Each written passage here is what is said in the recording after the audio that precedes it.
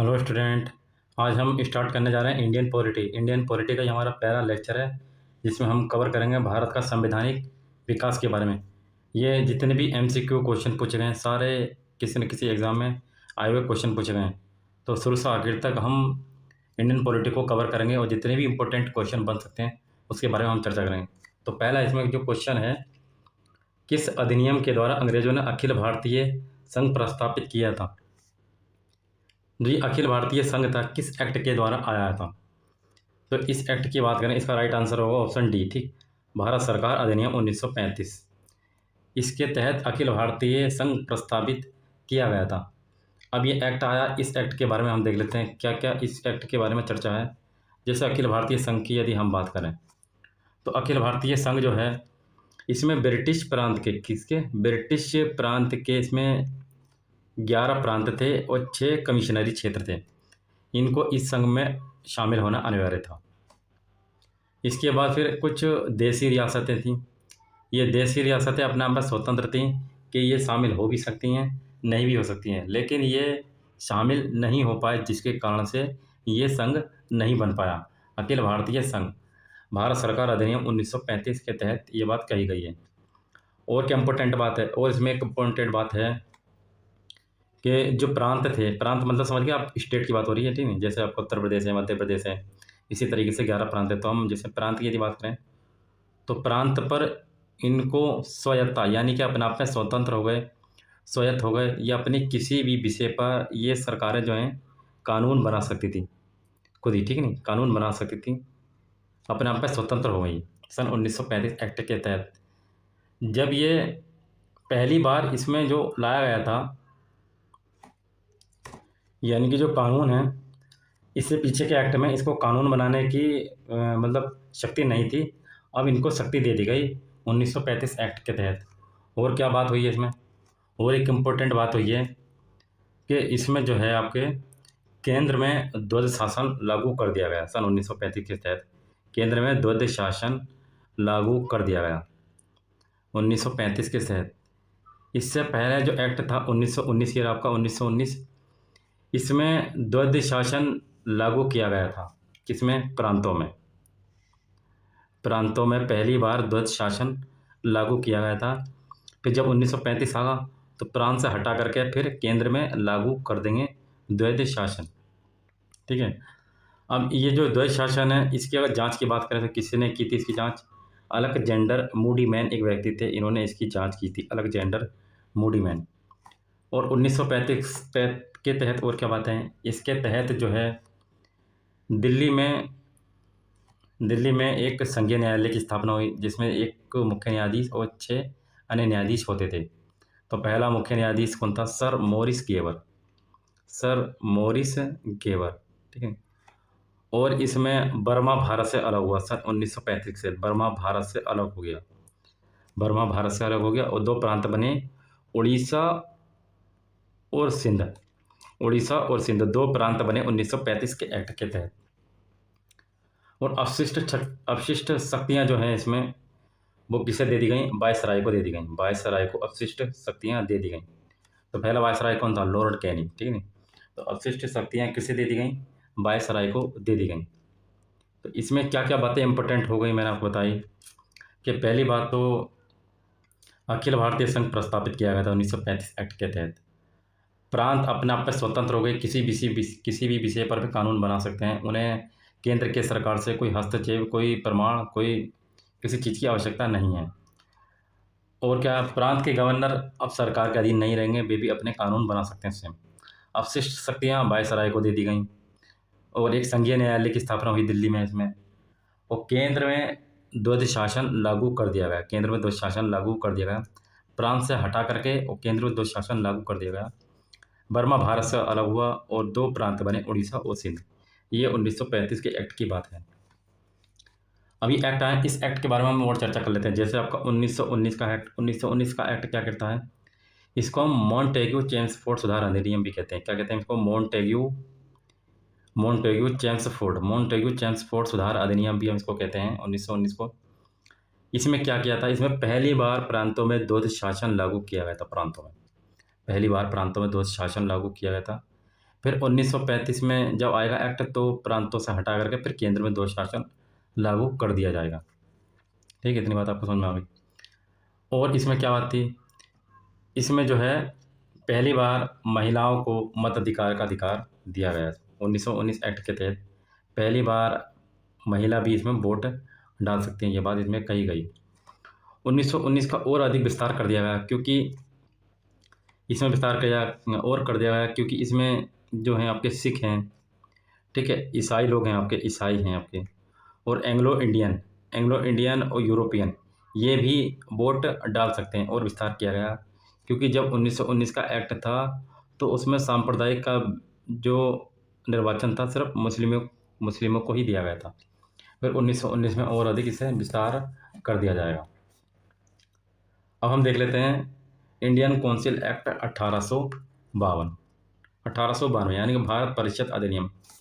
इस एक्ट के तहत क्या हुआ, इस एक्ट के तहत पहली बार निर्वाचन की शुरुआत हुई, पहली बार निर्वाचन की शुरुआत हुई, अप्रत्यक्ष तरीके से निर्वाचन की शुरुआत हुई, जिसमें आपके जिला बोर्ड हैं, विश्वविद्यालय हैं, वाणिज्य विभाग हैं, इनके सदस्यों की सिफारिश ली जाएगी। पहली बार इसमें निर्वाचन की शुरुआत हुई। तो ये आपका पहला क्वेश्चन हो गया जिसका राइट आंसर था डी। अगला क्वेश्चन हम देख लेते हैं। अगला क्वेश्चन है आपका, भारत शासन अधिनियम 1935 के द्वारा स्थापित संघ अपशिष्ट शक्तियां किसे दी गई हैं। तो पीछे हमने पढ़ा था अपशिष्ट शक्तियां किसे दी गई थी, गवर्नर जनरल को। राइट आंसर इसका बी है, गवर्नर जनरल को अपशिष्ट शक्तियां दी गई थी। अपशिष्ट शक्तियां गवर्नर जनरल को दी गई थी। और क्या इंपॉर्टेंट बात थी, संघीय न्यायालय की स्थापना हुई, अखिल भारतीय संघ की स्थापना हुई, और क्या था इसमें, केंद्र में ध्वज शासन लागू किया गया, बर्मा भारत से अलग हुआ, उड़ीसा और सिंध दो प्रांत बने। ठीक, अब अगला आपका क्वेश्चन, निम्नलिखित में से किस एक अधिनियम द्वारा भारत में संघीय न्यायालय की स्थापना की गई। तो संघीय न्यायालय पीछे हमने डिस्कशन किया किस एक्ट के तहत, सन 1935 के तहत संघीय न्यायालय की स्थापना की गई।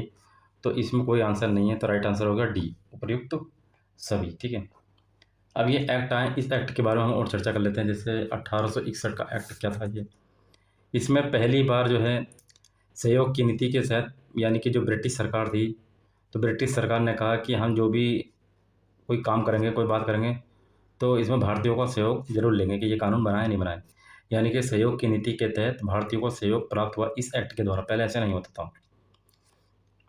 केंद्रीकरण के स्थान पर विकेंद्रीकरण की शुरुआत हुई इस एक्ट के द्वारा, 1861 एक्ट के तहत। 1909 में क्या हुआ, 1909 में पहली बार जो है इसमें पहली बार सांप्रदायिक का निर्वाचन मंडल दिया गया, यानी कि मुसलमानों को पहली बार वोट डालने का अधिकार दिया गया 1919 एक्ट के तहत। सिर्फ मुस्लिम रहेंगे, और जब 1919 आएगा तो इसका और अधिक विस्तार कर दिया जाएगा। जैसे एंग्लो इंडियन आ जाएंगे, यूरोपीय आ जाएंगे, सिख आ जाएंगे, ईसाई आ जाएंगे। ठीक है नहीं, तो ये इसकी चर्चा थी। चलिए अगला आपका क्वेश्चन है,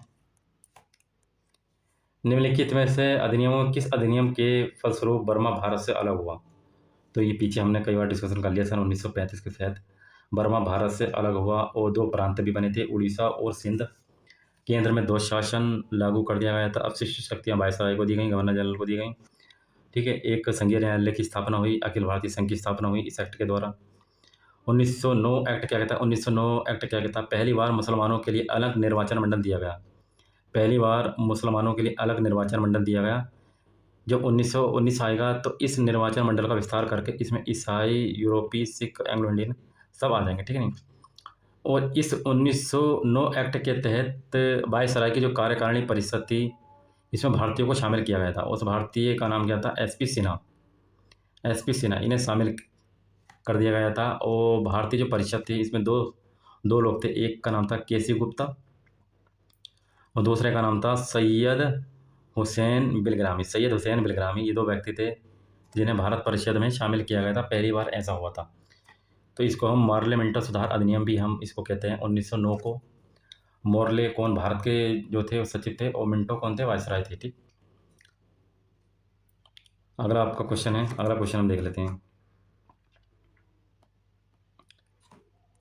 1935 के अधिनियम में उल्लिखित था, 1935 के अधिनियम में उल्लिखित क्या था, तो इसका राइट आंसर होगा option D, A B C तीन है, क्योंकि प्रांतों को स्वायत्ता दे दी गई, संघीय व्यवस्था की स्थापना होगी, सांप्रदायिक प्रतिनिधि दिया गया। ये तीनों बातें इसमें इंपॉर्टेंट थी जो हमने देखा था पीछे। तो इसमें प्रांत स्वायत्त हो गए थे, ठीक है नहीं। और फिर इसमें केंद्र में 2 शासन लागू कर दिया गया था प्रांत से हटा करके। बर्मा भारत से अलग हुआ, उड़ीसा और सिंध 2 प्रांत बने थे। अगला आपका क्वेश्चन है इसमें, भारत सरकार अधिनियम 1919 आधारित था। तो भारत सरकार अधिनियम 1919 को हम क्या बोलते हैं, मॉन्टेग्यू चैम्सफोर्ड सुधार अधिनियम। और माल्य मिंटो सुधार अधिनियम कौन सा था, 1909, ठीक है नहीं। 1909 माल्य मिंटो सुधार अधिनियम था। नेहरू रिपोर्ट सन 1928 में आई थी, नेहरू रिपोर्ट। और इसका राइट आंसर होगा बी। अगला आपका क्वेश्चन है, संविधान सभा का प्रथम सत्र कब स्टार्ट हुआ था। संविधान सभा का प्रथम सत्र जो था वो 9 दिसंबर 1946 को स्टार्ट हुआ था, ठीक है नहीं।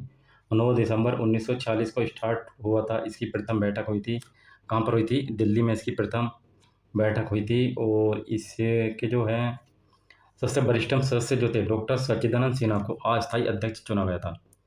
डॉक्टर सच्चिदानंद सिन्हा को अस्थायी अध्यक्ष चुना गया था। 9 दिसंबर 1946 को ये पहली बैठक हुई थी। अगला आपका क्वेश्चन है, गवर्नर जनरल का पद पहली बार किस अधिनियम के अंतर्गत बनाया गया था। तो गवर्नर जनरल का जो पद था पहली बार किस एक्ट के तहत बनाया गया था, तो ये था 1773 का रेगुलेटिंग एक्ट। 1773 का रेगुलेटिंग एक्ट के तहत गवर्नर जनरल का पद पहली बार आया था। और इसी में आपके एक सुप्रीम कोर्ट की भी स्थापना हुई थी। और इसमें बंगाल का गवर्नर जनरल जो बनाया गया था वो कौन था, वारेन हेस्टिंग। बंगाल का गवर्नर जनरल था वारेन हेस्टिंग। क्या नाम था उसका, वारेन हेस्टिंग, ठीक है नहीं। तो गवर्नर जनरल का पहली बार अंतर्गत सन 1773 एक्ट के तहत लाया गया था। अभी अगला एक्ट है पीट्स इंडिया एक्ट 1784। ये एक्ट ऐसा था, इसमें दोहरा प्रशासन चालू किया गया था। इसमें कोर्ट ऑफ डायरेक्टर के 24 सदस्य जो व्यापारिक मामले देखेंगे, और बोर्ड ऑफ कंट्रोल के 6 सदस्य ये राजनीतिक मामले देखेंगे, जिनको हम नियंत्रक मंडल कहते हैं। यहीं से आपका दोहरा प्रशासन चालू हो जाता है। 1861 का एक्ट क्या कहता है, 1861 के एक्ट के तहत जो है इसमें एक मतलब इसमें पहली बार अधिनियम पारित किया गया कि इसमें जो है सहयोग की नीति के तहत भारतीयों का सहयोग प्राप्त किया जाएगा इस एक्ट के तहत। अगला क्वेश्चन देख लेते हैं इसमें, भारत का गवर्नर जनरल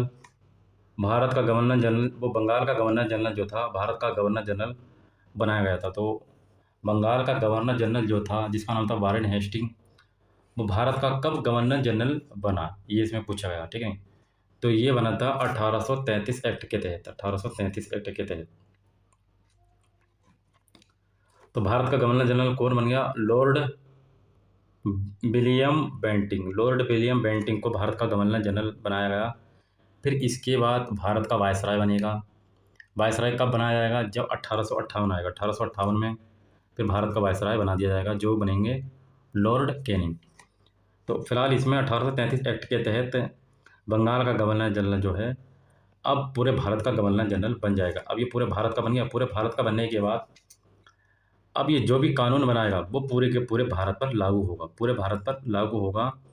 यानी कि प्रांत के गवर्नर जनरल की जो कानून बनाने की शक्ति है उसको वापस ले लेते हैं। अब जो कानून बनाएगा वो भारत का गवर्नर जनरल यानी कि लॉर्ड विलियम बेंटिंग कानून बनाएगा तो पूरे भारत पर लागू होगा। तो गवर्नर जनरल जो भी कानून बनाएगी उसको कहा जाने लगा अधिनियम। क्या कहने लगा, अधिनियम कहा जाने लगा, एक्ट कहा जाने लगा। इससे पहले इसको हम बी नियम कहते थे। क्या कहते थे हम इसको, बी नियम कहते थे। अब इसको अधिनियम कहा जाने लगा।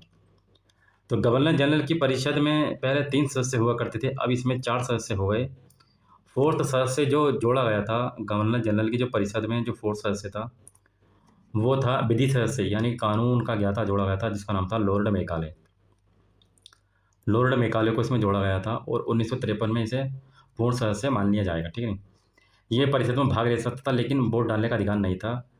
वोट डालने का अधिकार जब 1853 का एक्ट आएगा तो उसमें वोट डालने का इसका अधिकार दिया जाएगा। कंपनी का जो व्यापार का एक अधिकार है पूरी तरीके से समाप्त कर दिया जाता है। व्यापार का एक अधिकार पूरे तरीके से समाप्त कर दिया जाता है। सिविल सेवा में भर्ती की शुरुआत हो जाती है। इसमें जातीय लिंग भेदभाव के स्थान पर कोई भेदभाव नहीं किया जाएगा। कंपनी ने इसका विरोध किया, जिसके कारण ये लागू नहीं हो पाया। और क्या बात थी, अंग्रेज बिना लाइसेंस के भारत में आ जा सकते हैं, ये बात इसमें कही गई। 1909 का तो वही हमने पढ़ा था, जिसको हम बोले मार्लो मिंटो सुधार अधिनियम। पहली बार सांप्रदायिक के आधार पर मुसलमानों को प्रतिनिधित्व दिया गया था, और 1919 में इसको और विस्तार कर दिया गया। ठीक है, अगला आपका क्वेश्चन रहा ये,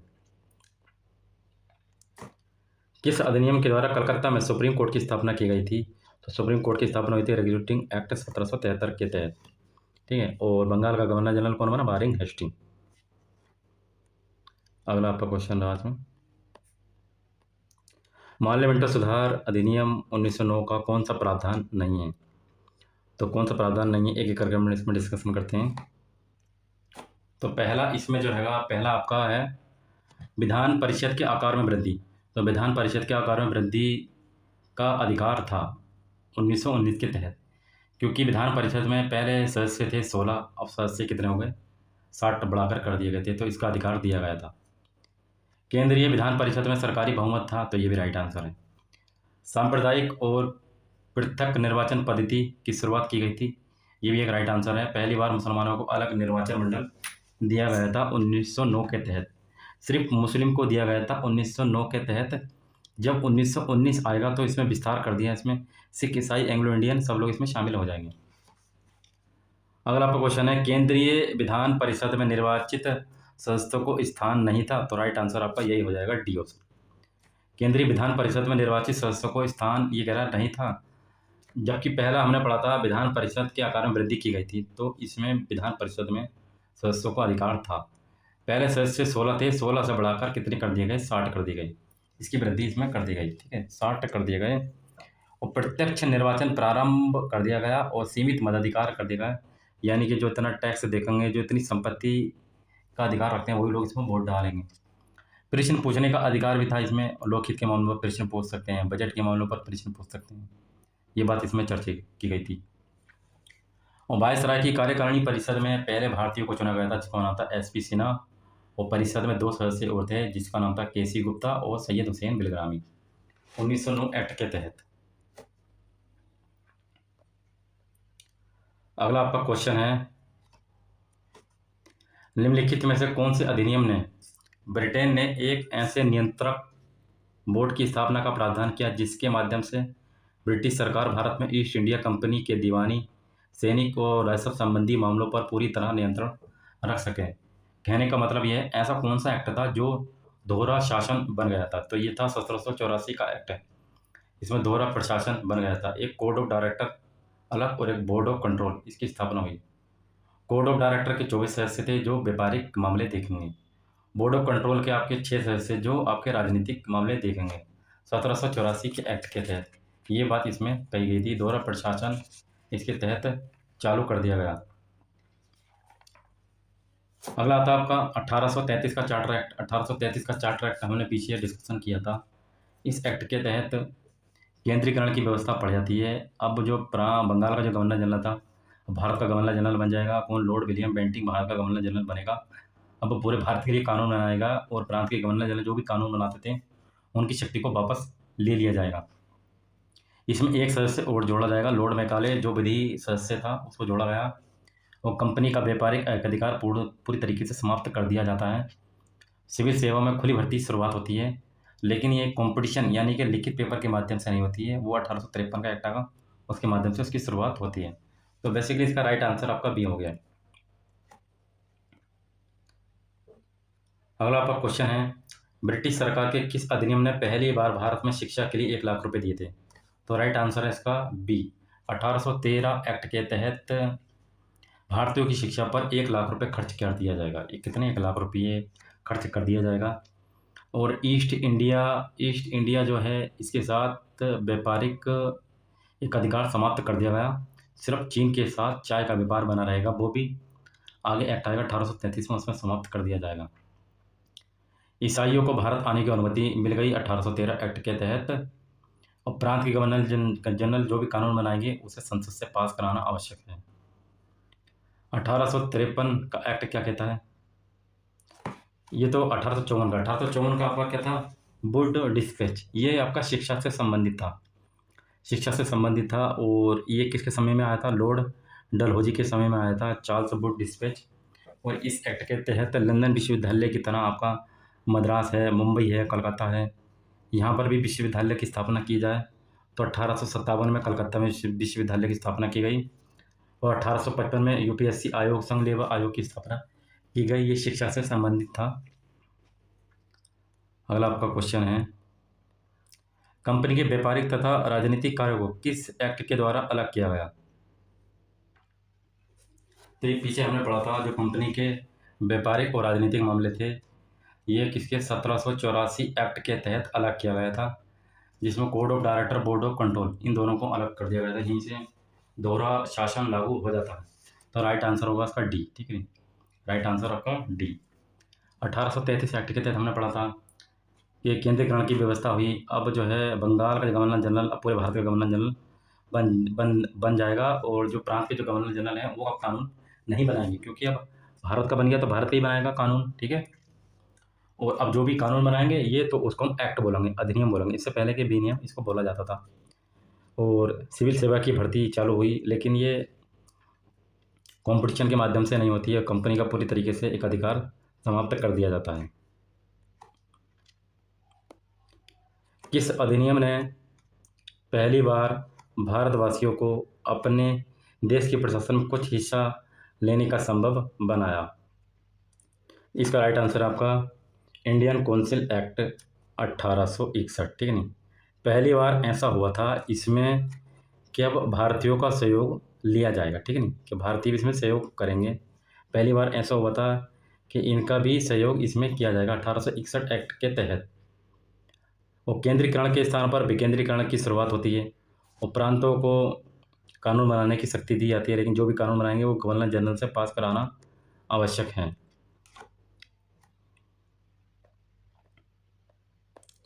अठारह सौ इकसठ के अधिनियम की प्रमुख विशेषता क्या थी?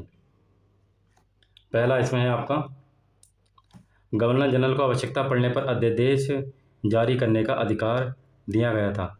तो ये इस एक्ट के तहत नहीं दिया गया था, ये आपका दिया गया था गवर्नर जनरल को अधिकार पत्र जारी करने का, जो 1833 का जो एक्ट था उसके तहत दिया गया था। ठीक है नहीं, तो इसका राइट आंसर हो गया आपका ए। अभी क्वेश्चन और देख लेते हैं, प्रांतों को स्थानीय विषयों के संबंध में कानून बनाने का अधिकार दिया गया, ये गलत है। उत्तरदायी शासन की स्थापना की गई थी, ये भी गलत है। तो पहला इसका राइट आंसर होगा, क्योंकि 1861 में फिर एक बार 1862 आता। 1862 में लॉर्ड कैनिंग आते हैं, लॉर्ड कैनिंग ने 3 भारतीय राजा थे, एक बनारस के राजा, एक कौन से बनारस के राजा, और एक पटियाला के राजा, और सर दिनकर राव विधान परिषद को मनोनीत किया गया। ये इसकी विशेषता थी। अगला इसमें क्वेश्चन है आपका, गवर्नर जनरल की परिषद में पहली बार एक अलग विधायी मशीनरी निर्मित की गई थी। तो इसका राइट आंसर है बी, चार्टर एक्ट 1853 के द्वारा गवर्नर जनरल परिषद में वृद्धि करके पहली बार एक अलग विधायी मशीनरी स्थापित की गई थी 1853 चार्टर एक्ट के तहत। इस एक्ट के द्वारा प्रशासनिक कार्य और कार्यपालिका के कार्य को अलग किया गया। और गवर्नर जनरल के 4 सदस्य थे, लॉर्ड मैकाले इसमें 6 सदस्य, गवर्नर जनरल इसमें कितने सदस्य थे? 4। अब इसमें जो है 6 सदस्य और 2 सदस्य और जोड़े जाएंगे जो इस गवर्नर जनरल की सहायता करेंगे। तो टोटल आपके कितने हो गए? 12 सदस्य हो गए। ठीक है ना, 12 सदस्य हो गए 1853 चार्टर एक्ट के तहत। इससे पीछे के जो 1833 का चार्टर एक्ट था, जो बंगाल का गवर्नर जनरल था, भारत का गवर्नर जनरल बढ़ गया, अब बंगाल का पद खाली रह गया तो वहाँ पर भी लेफ्टिनेंट गवर्नर बना दिया जाता है। फिर इसी एक्ट के तहत पीछे हमने देखा था 1833 में कि सिविल सेवा की शुरुआत हुई थी। इसमें जाति लिंग भेदभाव के आधार पर भर्ती की जाएगी, लेकिन कंपनी ने इसका विरोध किया। अब 1853 में ये भर्ती जो है कंपटीशन के माध्यम से होगी, यानी कि पेपर दिया जाएगा इसका। कोड ऑफ डायरेक्टर की जो सदस्य संख्या है 24 थी, 24 से घटाकर 18 कर दी जाती है इसमें। और ये 1909 हमने पढ़ लिया, 1892 में हमने पढ़ लिया, 61 भी हमने देख लिया। अब अगला एक्ट हम देख लेते हैं। निम्नलिखित में से भारतीय स्वतंत्रताओं का अधिकार पत्र किसे कहा जाता है? तो भारतीय स्वतंत्रताओं का अधिकार पत्र किसे कहा जाता है? महारानी का घोषणा पत्र था 1858। 1858 ऐसा था, ये 1 नवंबर सन 1858 में लॉर्ड कैनिंग ने इलाहाबाद में, कहाँ पर? इलाहाबाद में महारानी विक्टोरिया का घोषणा पत्र पढ़कर सुनाया था। इसमें ये कहा था कि कंपनी का शासन समाप्त किया जा रहा है, अब जो है सीधे ब्रिटिश का शासन लागू किया जाएगा। ये था घोषणा पत्र, ठीक है। और जब कंपनी का शासन समाप्त हो जाएगा तो इसमें जितने भी कोड ऑफ डायरेक्टर थे, बोर्ड ऑफ कंट्रोल थे, ये भी आपके समाप्त हो जाएंगे जब कंपनी का शासन समाप्त हो गया, ठीक है। इसकी जगह पर फिर जो है गृह सरकार की स्थापना हो जाती है। गृह सरकार की स्थापना हो जाती है इसमें, और भारत सचिव की स्थापना होती है, जिसमें 15 भारत सचिव, 15 भारत परिषद और भारत सचिव को शामिल किया जाता है। इनके जो वेतन होते हैं वो भारत के राजस्व से दिए जाते हैं। अब जो भारत का गवर्नर जनरल जो था, अब भारत का क्या बन गया? वायसराय बन गया। वायसराय बन गया कौन? लॉर्ड कैनिंग, जिसने ये घोषणा पत्र पढ़कर सुनाया था। अगला एक्ट आता है आपका, किस अधिनियम के द्वारा भारत में प्रतिनिधि संस्थाएं प्रारंभ हुई थी?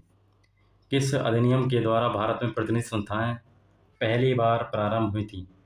तो ये था आपका भारत परिषद अधिनियम 1861 एक्ट के तहत। इस एक्ट के तहत क्या था? इस अधिनियम के द्वारा कार्यकारिणी परिषद में विधायी कार्यों के लिए कुछ गैर सरकारी सदस्यों के लिए स्थान सुरक्षित किया गया था, और यहीं से भारत में पहली बार प्रतिनिधि संस्थाओं का शुभारंभ हुआ। इस अधिनियम के अंतर्गत उत्तर पश्चिम सीमा प्रांत बंगाल में इस विधान परिषदों का स्थापना किया गया 1861 एक्ट के तहत। यानी गवर्नर जनरल के जो 4 सदस्य थे, अब कितने? 5 सदस्य हो गए। 6 से लेके 12 सदस्य को बढ़ाने का अधिकार दिया गया, और गवर्नर जनरल जो था उसे अध्यादेश जारी करने की शक्ति दी गई। जैसे राष्ट्रपति अध्यादेश जारी करता था, इसी तरीके से अध्यादेश जारी करने की शक्ति दी गई।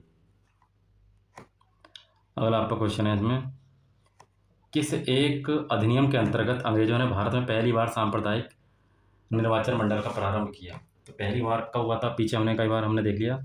ये एक्ट था आपका 1909, ठीक है, जिसमें मुसलमानों को पहली बार निर्वाचन सांप्रदायिक प्रारंभ किया गया था 1919 एक्ट के तहत। बाद में फिर इसका विस्तार हो जाएगा। 1861 हुई था सहयोग की नीति के तहत, भारतीयों का भी सहयोग इसमें किया जाएगा, और गवर्नर जनरल के जो 4 सदस्य थे अब 5 होंगे। 6 से 12 सदस्यों को बढ़ाने का अधिकार इसमें दिया गया। अगला आपका क्वेश्चन है इसमें, भारत के लिए उच्चायुक्त के पद का सृजन का किया गया था? ये किया गया था आपका 1919 एक्ट के अंतर्गत।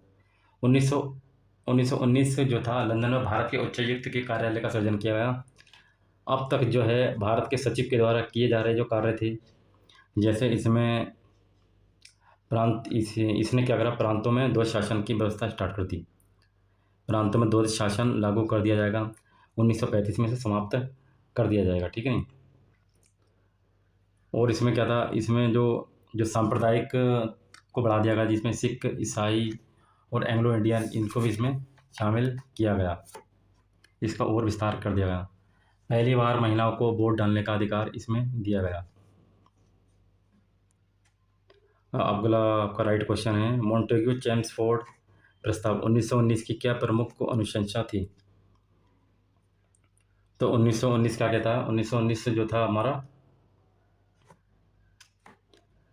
प्रांतीय शासन पर जन सामान्य का सीमित नियंत्रण, ये इनकी प्रमुख अंश थी। यानी कि जो प्रांत पर जो शासन है, जन सामान्य का सीमित नियंत्रण किया जा सके, पहला इसका राइट आंसर होगा। 1919 के अधिनियम की प्रस्तावना में निम्नलिखित बातें थीं। 1919 के अधिनियम में क्या बातें थीं? प्रशासन में भारतीयों का संपर्क बढ़ाया जाए, स्वशासन की संस्थाओं का विकास किया जाए। तो राइट आंसर इसका आपका सी। अगला है आपका 20 अगस्त 1917 के सुधारों की घोषणा को जाना जाता। तो ये जाना जाता मॉन्टेग्यू चेम्सफोर्ड सुधार की घोषणा के तहत 1917। इसमें क्या कहा था? इसमें कहा था कि भारतीयों को जो भारतीय चीज़ मांग रहे हैं, जो शासन प्रशासन की बात कर रहे हैं, कि उनको धीरे धीरे उनके स्वशासन की बात की जाए, यानी कि भारत को भी स्थापित किया जाए, जो भी शासन की मांग कर रहे हैं क्रमिक रूप से उनके विकास में योगदान दिया जाए। माल्य मिंटो सुधार 1909। ठीक, आपका अगला आपका राइट क्वेश्चन है, निम्नलिखित में से एक कथन सही बताना है, कौन सा एक कथन इसमें सही है। जैसे पहला जो है आपका, भारतीय संविधान में मूल अधिकारों को शामिल करने के लिए नेहरू रिपोर्ट 1928 ने समर्थन किया था, ये आपका राइट आंसर है। ठीक है नहीं, और क्वेश्चन हम देख लेते हैं। भारत सरकार अधिनियम 1935 ने मूल अधिकारों को प्राथमिकता दी, ये गलत है। अगस्त प्रस्ताव 1940 ने मूल अधिकार शामिल किए थे, ये भी गलत है। कृषि मिशन 1942 ने मूल अधिकारों को प्राथमिकता दी, ये भी गलत है। पहला आपका राइट आंसर होगा। अगला आपका क्वेश्चन है, निम्नलिखित में से कौन सा एक भारत शासन अधिनियम 1935 में स्वीकार किया हुआ महत्वपूर्ण और स्थायी अवयव नहीं है। तो पहले हम देख लेते हैं, विधानमंडल के लिए सरकारी सदस्यों का समुचित किया जाना, ये बिल्कुल सही है। एक संघ की योजना पर विचार करना, ये भी सही है। विधानमंडल के निर्वाचित एवं जवाबदेह प्रतिनिधि, ये भी सही है। देश के लिए लिखित संविधान, ये इसका राइट आंसर नहीं है। ठीक है नहीं, क्योंकि देश को एक लिखित संविधान का जो विचार था सर्वप्रथम क्रिप्स मिशन ने दिया था। किसने दिया था? क्रिप्स मिशन ने दिया था। क्रिप्स मिशन ने देश को लिखित संविधान का प्रचार दिया था, और जो भारत शासन अधिनियम है इन्होंने अखिल भारतीय संघ की परिकल्पना की थी। अगला आपका राइट क्वेश्चन होगा, गवर्नमेंट ऑफ इंडिया एक्ट 1935 को किसने दास्ता का एक नया अधिकार पत्र कहा है? किसने कहा है? जवाहरलाल नेहरू ने 1935 को। क्योंकि इसे दास्ता का नया अधिकार पत्र कहा है क्योंकि इसमें अनैच्छिक, ठीक है नहीं, अनैच्छिक अप्रजातांत्रिक राष्ट्रवादी संविधान की संज्ञा दी गई, और जिन्ना ने इसे पूर्णतः सड़ा हुआ, जिन्ना ने, मोहम्मद अली जिन्ना, उन्होंने कहा पूर्णतः सड़ा हुआ, मूल रूप से बुरा और बिल्कुल अस्वीकृत बतलाया है, ये कहा इसने। अगर आपका राइट क्वेश्चन है, ये तो हो गया आपका बी क्वेश्चन। ठीक है ना, 20 का राइट आंसर हो गया। ब्रिटिश संसद ने भारतीय स्वतंत्रता अधिनियम कब पारित किया था? तो ये पारित किया था जुलाई 1947 ईस्वी में। कब? 4 जुलाई 1947 में प्रस्तुत किया था, और 18 जुलाई सन 1947 को ये पारित कर दिया गया, और सम्राट के हस्ताक्षर के बाद उसी दिन से ये अधिनियम लागू हो गया। अगला आपका राइट क्वेश्चन है, पंडित जवाहरलाल नेहरू के नेतृत्व में अंतरिम सरकार का गठन कब हुआ था? तो ये हुआ था 2 सितंबर 1946 को। कब हुआ था? 2 सितंबर सन 1946 को पंडित जवाहरलाल नेहरू के नेतृत्व में अंतरिम सरकार का गठन हुआ। इसमें पहले मुस्लिम लीग शामिल नहीं थी, लेकिन बाद में 26 अक्टूबर, कब? 26 अक्टूबर सन 1946 ईस्वी को 5 सदस्यों के साथ मुस्लिम लीग भी इसमें शामिल हो जाती है 26 अक्टूबर में। अगला, सूची फर्स्ट को सूची सेकंड से सम्मिलित करना है और ये बताना हम, ठीक है नहीं। सूची फर्स्ट को, जैसे पहला जो है आपका भारत परिषद अधिनियम 1909, माल्य मिंटो सुधार कहते हैं। इसमें क्या था? माल्य मिंटो सुधार, तो माल्य मिंटो सुधार ये आपका रहा पहले का तीसरा। ठीक, लखनऊ समझौता आपने देखा था 1919 में हुआ था। ठीक, भारत शासन अधिनियम 1919 क्या है? 1919, और भारत सरकार अधिनियम 1935 का था, जो प्रांत थे वो स्वतंत्र हो गए थे, और 1919 दो शासन पद्धति आरंभ हुई थी। तो इसका राइट आंसर है आपका डी। अगला आपका क्वेश्चन है, भारत सरकार अधिनियम 1935 का संघीय भाग लागू नहीं हुआ था। तो ये पूछ रहा है, भारत सरकार अधिनियम 1935 जो संघ था वो क्यों लागू नहीं हो पाया था? तो इसका कारण मैंने पीछे बताया था, एक बार और डिस्कशन में इसमें बता देता हूँ आपको। निर्धारित संख्या में देशी राज्य संघ में शामिल नहीं हुए। पीछे हमने देखा था जो अखिल भारतीय संघ था उसमें 11 प्रांत और 6 कमिश्नरी क्षेत्र इसमें शामिल थे, तो अनिवार्य थे। लेकिन जो देशी रियासतें थी वे अपनी स्वेच्छा से इसमें शामिल हो सकती थी, कोई जोर ज़बरदस्ती नहीं थी, जिसके कारण ये शामिल नहीं हो पाए और अखिल भारतीय संघ नहीं बन पाया। तो यही एक देशी राज्य इसमें शामिल नहीं हो पाए, ये इसका एक इम्पोर्टेंट कारण है। अगला आपका क्वेश्चन है, भारत को एक संविधान देने का प्रस्ताव संविधान सभा द्वारा पारित किया गया था। तो ये कब? 22 जनवरी सन 1947 को पारित किया गया था, क्योंकि 13 दिसंबर सन 1946 को पंडित जवाहरलाल नेहरू ने उद्देश्य प्रस्ताव प्रस्तुत किया था। क्या प्रस्तुत किया था? उद्देश्य प्रस्ताव प्रस्तुत किया था पंडित जवाहरलाल नेहरू ने 13 दिसंबर सन 1946 को। 22 जनवरी 1947 को भारत को एक संविधान देने की बात इस उद्देश्य प्रस्ताव के तहत किया गया था। ठीक है। अगला आपका लास्ट क्वेश्चन है इस पॉलिटी का, जो भारत एक क्या है। भारत एक हम बात करें, भारत एक लोकतांत्रिक गणराज्य है, एक प्रतिनिधित्व लोकतंत्र है, एक लोकतांत्रिक समाज है, समाजवाद से बना हुआ है।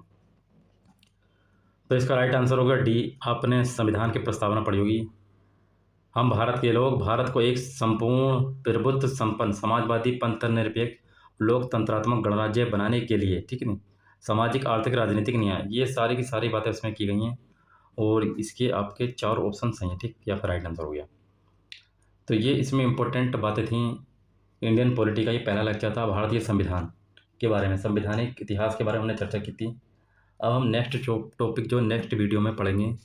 चलिए, थैंक्स।